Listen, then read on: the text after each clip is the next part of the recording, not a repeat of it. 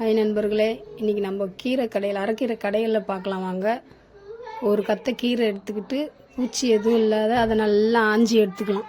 பூச்சி சொத்தைக்கீரை அதெல்லாம் நல்லா ஆஞ்சி எடுத்துக்கிட்டு நல்லா தண்ணி ஊற்றி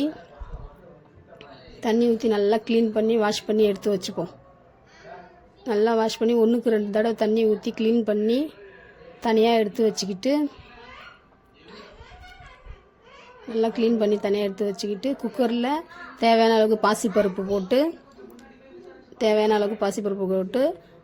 வெங்காயம், புளி, தக்காளி, பச்சை மிளகா, பூண்டு இது எல்லாத்தையும் அந்த பாசிப்பருப்பு கூட ஆட்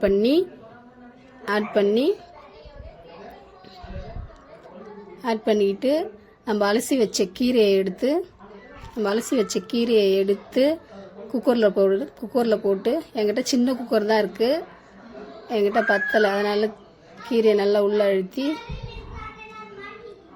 ஒரு கொதி வந்தவுடனே விசில் போட்டு மூடலாம். கொதி வந்தோடனே கீரையெல்லாம் உள்ளே நல்லா இறங்கிடும்.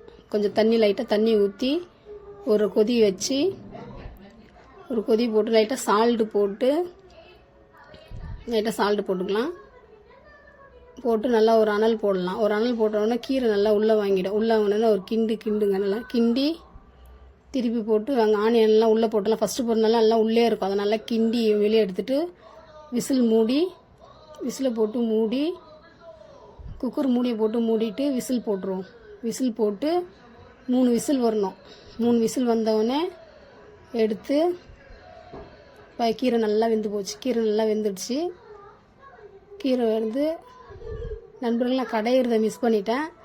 கீரையை தாளிச்சுப்போம். எண்ணெய் ஊற்றி கொஞ்சோண்டு கடுகு போட்டு காஞ்ச மிளகா 2 போட்டு ஜீரகம், காஞ்ச மிளகா, பெருங்காயத்தூள் கொஞ்சோண்டு போட்டு